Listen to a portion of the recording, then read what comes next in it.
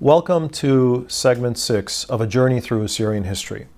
Now, last time we talked about the development of Assyrian nationalism, how it resulted really because of the fragmentation of Assyrian denominations, various denominations and sects.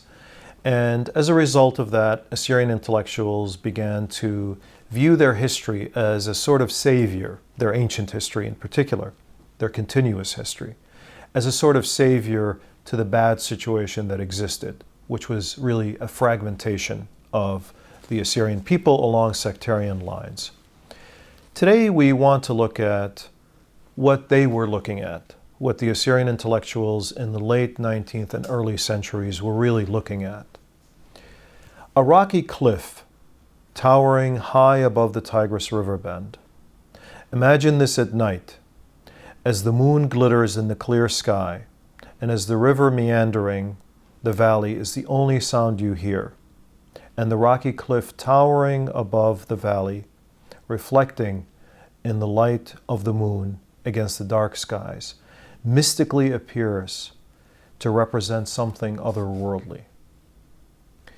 This, speculate historians and archaeologists, was Ashur, the ancient city of the Assyrian people. This was the god, the shrine, the city, the state, the city-state initially, and then the state of Assyria, and eventually the center of the empire of Assyria. This was where it all began for the Assyrians.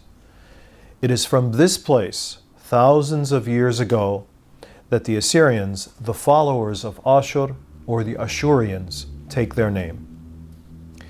It is likely that this cliff above the Tigris River, which is today in the city of Asharqat in northern Iraq, rising 40 meters above the valley, provided a shelter for those people long ago, and provided a kind of a mystic link to the divine for the very first Assyrians that settled here thousands of years before Christ.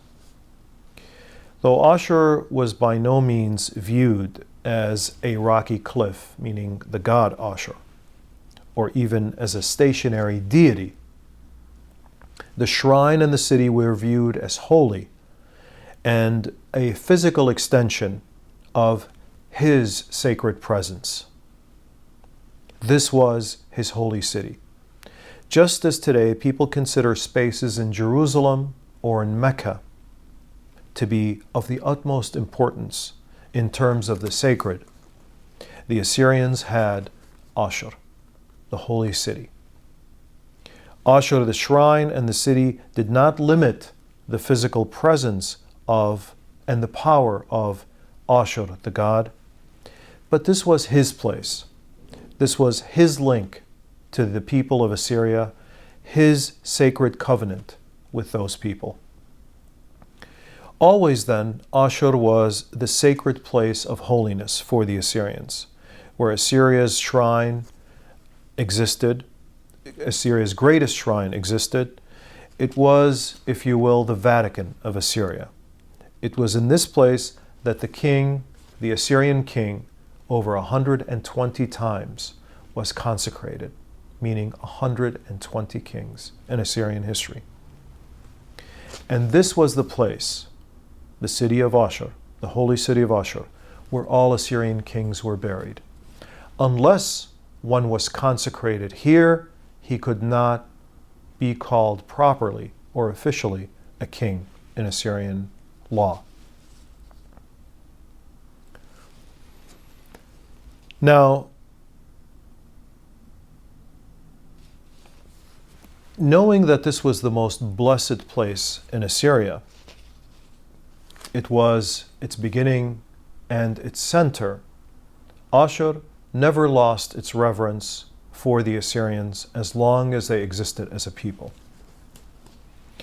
Ashur's ziggurat, which was a temple built in honor of the god, was west to his official temple, a little further down the encampment. Next to the temple was the old palace of the Assyrian kings, a structure that was rebuilt many times over in Assyrian history. This had been the Assyrian royal family's primary residence before Ashurnasirpal II moved the capital from the city of Ashur to the city of Kalhu in the 800s BC.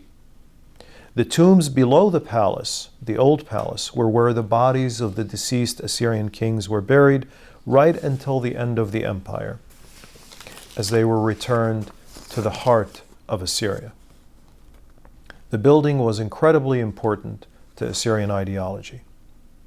The people of Ashur point to a ruler called Ushpia in the 3rd millennium BC as the one who led the construction of the earliest temple to Ashur, the earliest temple complex that sat upon the rocky cliff, crowned that rocky cliff that was known as Ashur.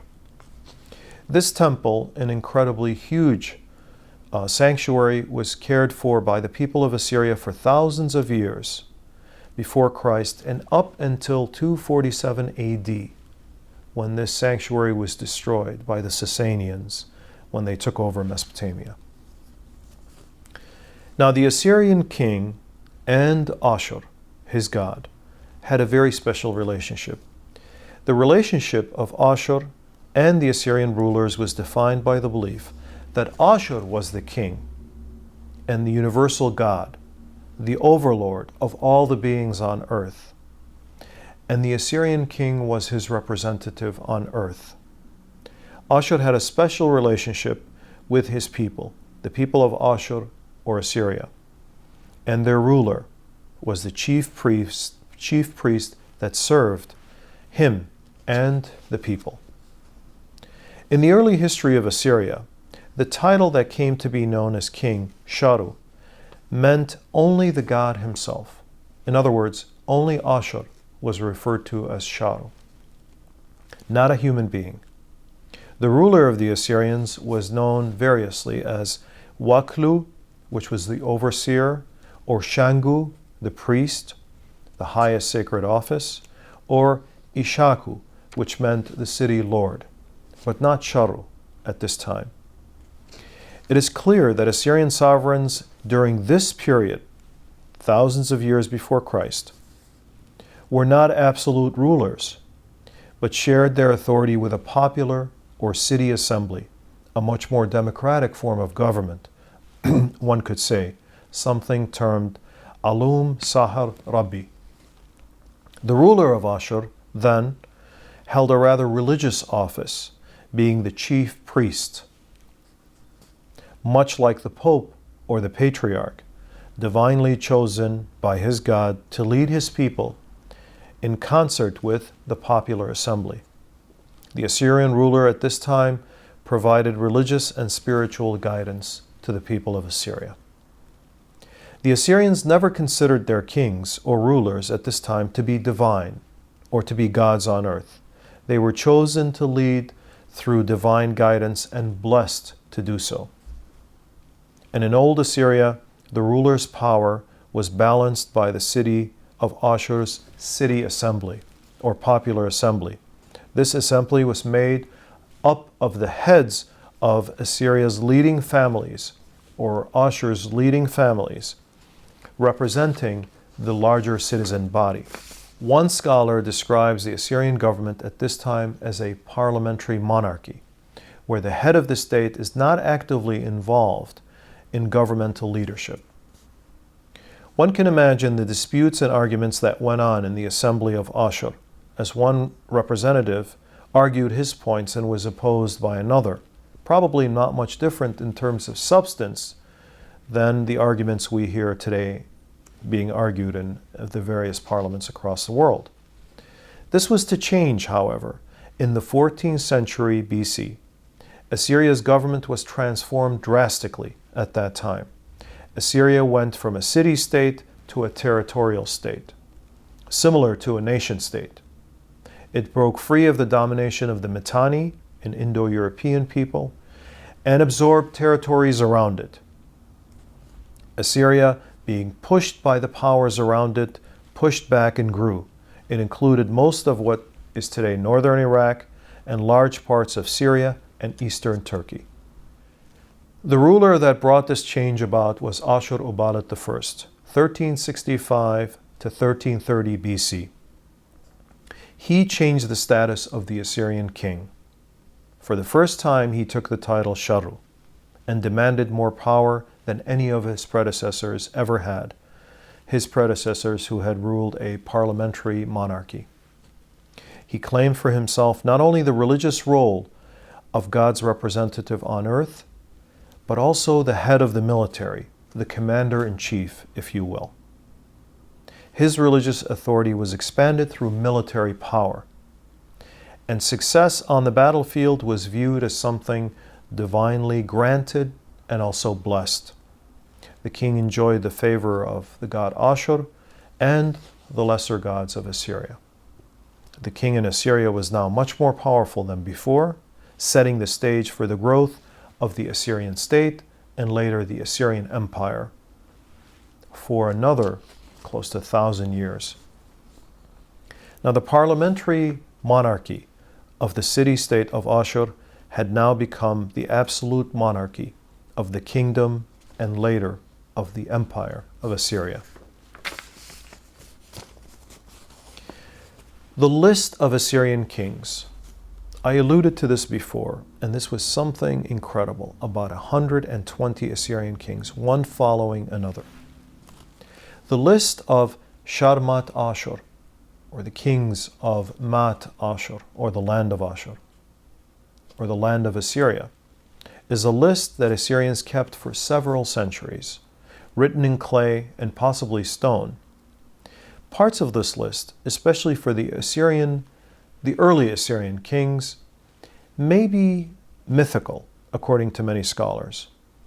But the list accords well with other historical sources, with Hittite and Egyptian, for example, sources, as well as archaeological records. It is therefore considered to be a reliable history of Assyrian kings and a good indicator for the timeline of the various periods that we would deal with. The position of the king, especially in the Assyrian state, developed into a most central position. In a poem about the creation of mankind, the gods were thought to have fashioned the king in a special way, different from and after the rest of mankind.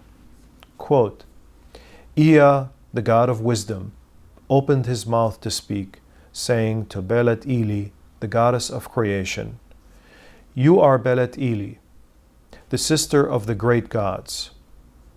It was you who created man, the human. Fashion now the king, the human advisor. Shape the whole of his figure so pleasingly.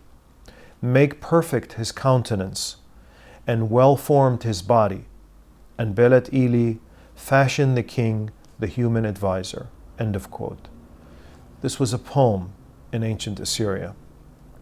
The Assyrian king was to be a perfect specimen, in body and in mind. In Assyrian art, the king is portrayed as having strength, dignity, courage, and wisdom. He was, after all, the representative of the god Ashur, the human advisor in the poem, and represented Assyria. Now, the list of Assyrian kings begins with a king named Tudia, and then Adamu, similar to Adam of the Old Testament. Then Janki, and other names that follow, names that we're not really familiar with when we think about Assyrian history. Then comes Ushpia. Ushpia, remember, is the king who is supposed to have constructed the first sanctuary for the god Ashur in Assyria. These were considered to be the 17 kings who lived in tents, giving them a sort of mythical background because we don't know any of their images, we haven't seen any of their images, we haven't seen much of their writings. Their existence is really therefore questionable by many scholars, but they are in the list. They are the first Assyrian kings, the 17 who lived in tents.